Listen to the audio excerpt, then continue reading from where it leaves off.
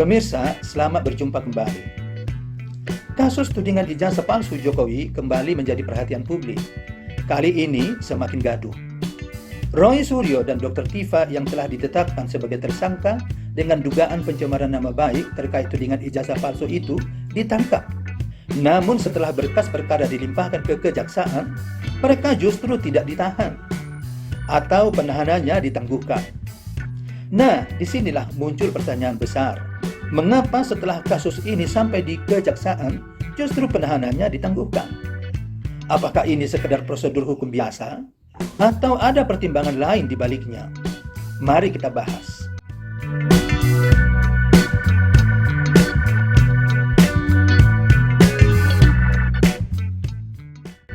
Menurut saya, penangguhan penahanan ini menimbulkan paling tidak dua spekulasi.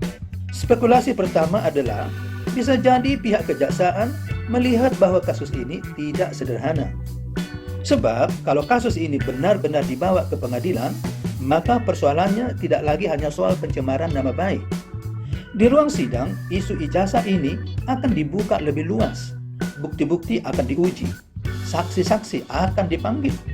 Bahkan Jokowi pun akan dipanggil menjelaskan posisinya. Bagi Jokowi, ini tentu bukan situasi yang mudah.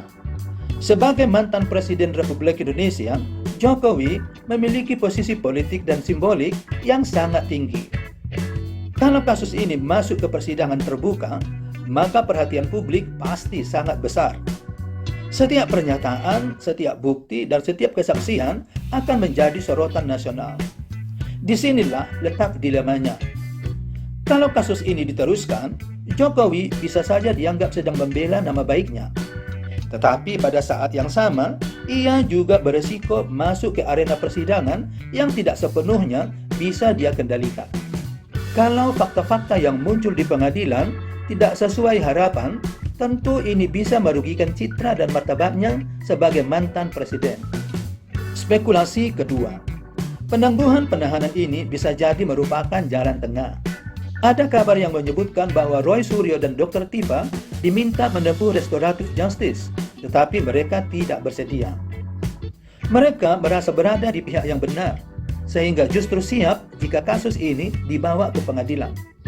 Nah, kalau benar demikian, maka posisi ini tentu menyulitkan bagi pihak pelapor, Jokowi tentunya. Sebab dalam kasus pencemaran nama baik, pihak yang dituduh mencemarkan nama baik biasanya akan berusaha membuktikan bahwa pernyataannya memiliki dasar. Artinya, perdebatan tentang ijazah itu bisa saja masuk ke pokok perkara. Maka penangguhan penahanan bisa dibaca sebagai pilihan yang lebih aman. Tidak terlalu keras kepada Roy Suryo dan Dr. Tifa, tetapi juga tidak langsung membawa perkara ini ke persidangan terbuka. Dengan kata lain, kasus ini seperti berada di wilayah abu-abu. Dilanjutkan, beresiko membuka polemik lebih besar. Dihentikan begitu saja juga bisa menimbulkan pertanyaan publik. Inilah yang saya maksud dengan Jokowi maju kena, mundur kena. Kalau kasus ini maju ke pengadilan, Jokowi bisa terseret dalam perdebatan panjang yang sangat terbuka. Tetapi kalau kasus ini tidak dilanjutkan, publik bisa bertanya, mengapa tidak diteruskan? Apakah ada sesuatu yang ingin dihindari? Bahkan jika nanti kasus ini berhenti atau tidak berlanjut sampai persidangan, Roy Suryo dan kawan-kawan bisa saja merasa punya ruang moral untuk mengatakan bahwa mereka tidak terbukti bersalah. Lebih jauh lagi, bukan tidak mungkin muncul wacana tuntutan balik. Dan kalau itu terjadi, tentu situasinya akan semakin tidak nyaman bagi Jokowi.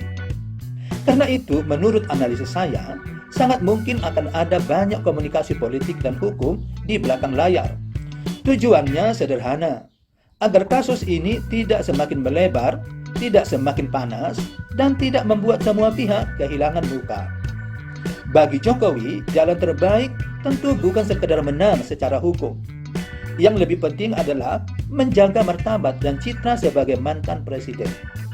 Sebab dalam politik, kadang yang paling berbahaya bukan kekalahan di pengadilan, tetapi kerusakan reputasi di mata publik. Jadi penangguhan penahanan Roy Suryo dan Dr. Tifa ini menurut saya bukan peristiwa kecil. Ini bisa menjadi tanda bahwa kasus ini memiliki risiko politik yang besar. Di satu sisi, Jokowi ingin membela nama baiknya. Tapi di sisi lain, semakin jauh kasus ini berjalan, semakin besar pula kemungkinan polemik ijazah ini semakin banyak ruang di ruang publik. Sekali lagi, ini yang saya sebut maju kena, mundur kena. Nah pemirsa, bagaimana pendapat Anda tentang analisis ini? Apakah Anda setuju bahwa kasus ini menempatkan Jokowi dalam posisi sulit? Atau Anda melihatnya hanya sebagai proses hukum biasa? Silakan tulis pendapat Anda di kolom komentar. Mari kita berdiskusi dengan santun. Terima kasih sudah menonton. Sampai jumpa di video berikutnya.